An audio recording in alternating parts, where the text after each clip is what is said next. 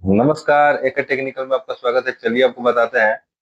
बिहार सरकार द्वारा बहुत ही अच्छा अपडेट दिया गया है, जिसमें वृद्ध पेंशन योजना जिनको पहले मिलता था, उनको पहले 400 रुपये मिलता था, अब 1100 रुपया इसमें दिया जाएगा।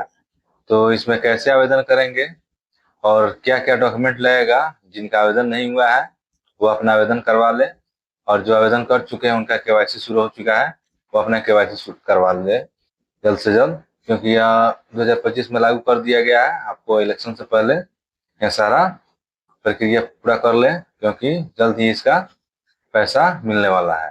तो आगे इसमें बता दें कि आपको आवेदन करने में क्या क्या डॉक्यूमेंट लगेगा, सारा डिटेल आपको बताते हैं। सबसे पहले आप लोगों को आवेदन में, आवेदक का उम्र कम से कम आपको 60 वर्ष होना चाहिए, और जो आवेदन करता है उनका आधार कार्ड के अलावा इसमें चाहिए आय प्रमाण पत्र, जाति प्रमाण पत्र, उसके बाद बैंक खाता पासबुक, उसके बाद चालू मोबाइल नंबर एक होना चाहिए, और उसके बाद आपको पासपोर्ट साइज फोटो दो लगेगा।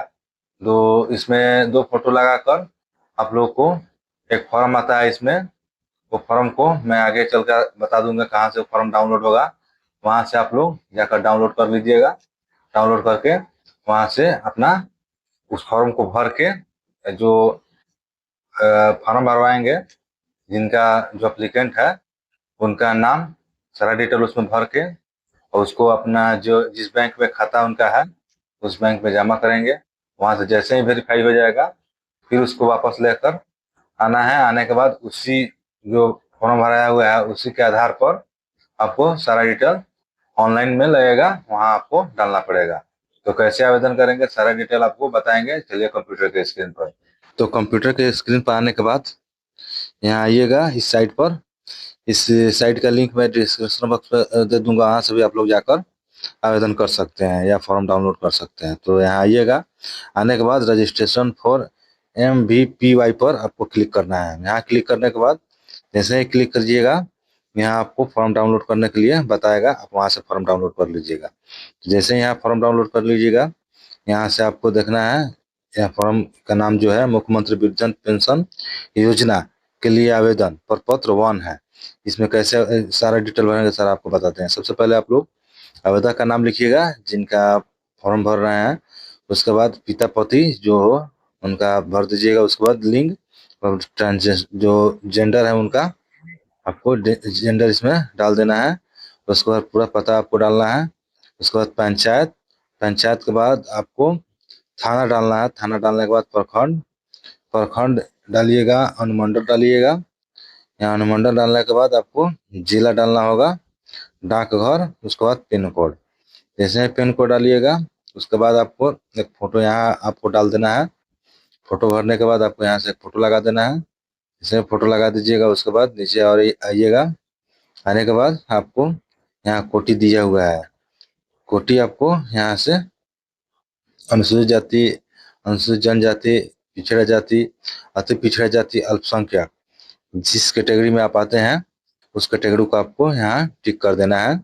उसके बाद आधार कार्ड, जो आपका आधार कार्ड संख्या है इसमें अनिवार्य किया गया है, आप यहाँ आधार कार्ड नंबर अपना डाल दीजिएगा।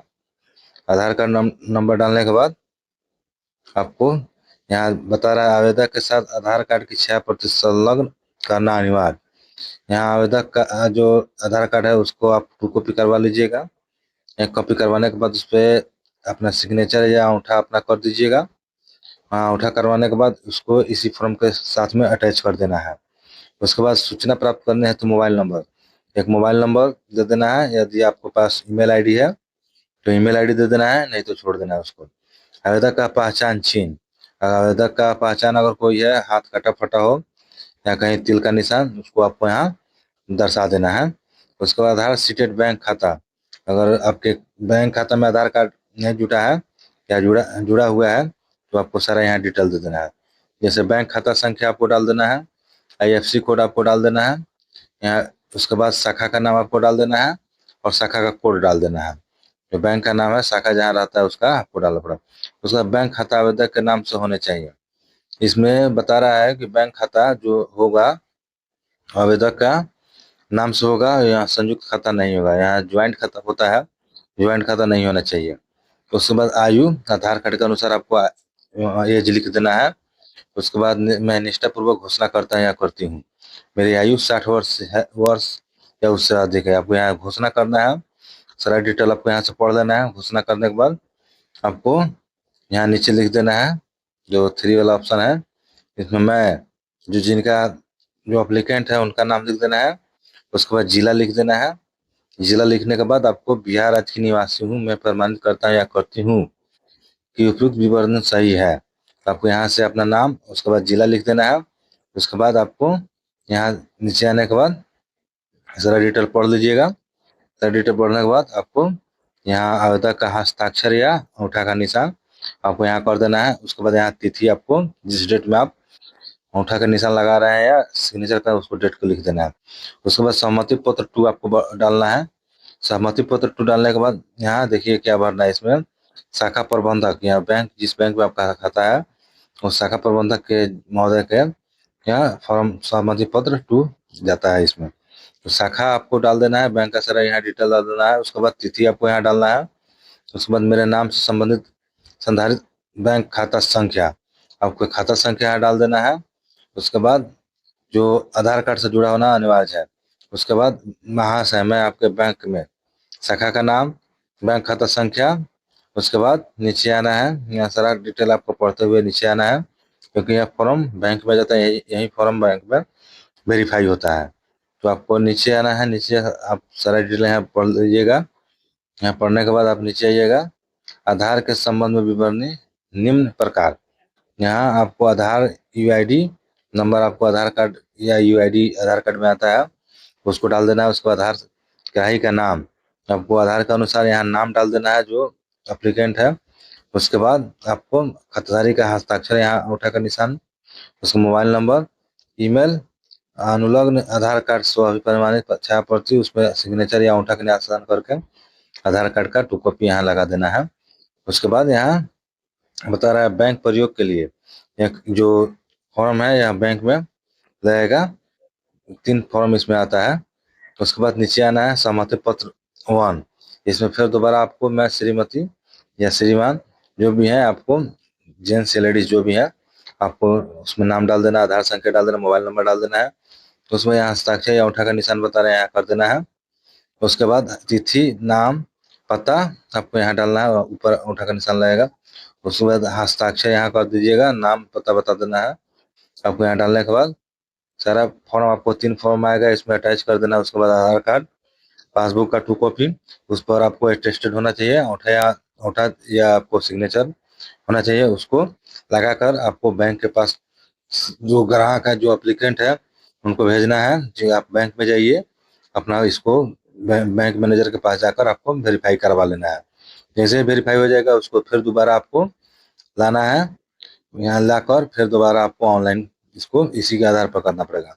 चलिए आवेदन कैसे करेंगे, आपको यहाँ आइएगा, यहाँ रजिस्ट्रेशन फॉर्म, आपको यहाँ क्लिक करने के बाद देखिए यहाँ डाउनलोड आधार कंस्ट्रेंट फॉर्म, यहाँ ऊपर दिखाई दे रहा है, यहाँ से आप लोग को यहाँ फॉर्म मिलेगा, आप वहाँ से डाउनलोड कर दीजिएगा। चलिए यहाँ इसी फॉर्म को आपको डाउनलोड करना था। यहाँ उसके बाद आपको यहाँ कैसे आवेदन करेंगे आपको यहाँ से बता दें। मुख्यमंत्री वृद्धजन पेंशन योजना, यहाँ से आपको डिस्ट्रिक्ट सेलेक्ट कर लेना है। डिस्ट्रिक्ट सेलेक्ट करने के बाद आपको जो ब्लॉक है, आपको ब्लॉक आपको सेलेक्ट कर लेना है। उसके बाद आपको पेंशन यहाँ पहले से ऑप्शन में है, तो आपको वृद्धजन पेंशन मुख्यमंत्री पेंशन योजना यहाँ आपको पहले से सिलेक्ट है। उसके बाद ईपिक नंबर, आपका जो वोटर कार्ड है उसको डालना है। उसके बाद आधार नंबर, आपको एपिक नंबर पर जो नाम आपका है उसको डाल देना। उसके बाद यहाँ से click here to verify EPIC detail, आपको यहाँ क्लिक करना है, हरा वाला जो ऑप्शन है उस पर क्लिक करने के बाद आपका जो वोटर कार्ड है वेरीफाई हो जाएगा। उसके बाद आधार कार्ड यहाँ डालना है, आधार के अनुसार आपको नीचे नाम डालना है। आधार के अनुसार नाम डालने के बाद आधार के अनुसार जन्म तिथि नीचे वाला ऑप्शन में आपको डालना है। यहाँ जैसे ही अपना जन्म तिथि डालिएगा, अगर सारा चीज अगर डिटेल आपको सही होगा, वोटर कार्ड आधार कार्ड के अनुसार सारा डिटेल आपका सही होगा, उसके बाद आपको यहाँ से साल ईयर सेलेक्ट करने के बाद आपको यहाँ से वैलिड आधार सत्यापित करना है। यहाँ से आपको आधार जो है सत्यापित कर देना है। जैसे यहाँ सत्यापित कर दिएगा, यहाँ हरा में आपका सारा डिटेल शो कर जाएगा कि हाँ आपका ऐसा सही है। उसके बाद आगे आपको इसमें सारा जो फॉर्म में भराया हुआ है उसी के अनुसार आपको डिटेल डाल देना है। उसके बाद सारा को पीडीएफ में आपको स्कैन करके फोटो से लेकर यहाँ फॉर्म सारा पीडीएफ में आपको स्कैन करके इसको अपलोड करना पड़ेगा। जैसे ही अपलोड कीजिएगा आपका फॉर्म भरा जाएगा। उसके बाद अपना रिसीविंग रखिएगा। अगर आपको रिसीविंग आप ब्लॉक में जमा कीजिएगा या आपको पंचायत मुखिया के थ्रू आपको इसमें मुखिया का सारा जितना भी आवेदन होता है तो मुखिया के पास ही आता है ये वेरीफाई करने के लिए। तो आप मुखिया के पास जाइएगा या आपको ब्लॉक में जमा कर देना है इस फॉर्म को। सारा फॉर्म जमा जैसे कीजिएगा आपका 1 या 2 मंथ में आपका वेरीफाई हो जाएगा और आपका पेंशन आना शुरू हो जाएगा। तो चलिए, वीडियो अच्छा लगे तो लाइक और सब्सक्राइब कीजिएगा। चैनल पर नए हैं तो सबसे पहले लाइक और सब्सक्राइब कर दीजिएगा। Thank you.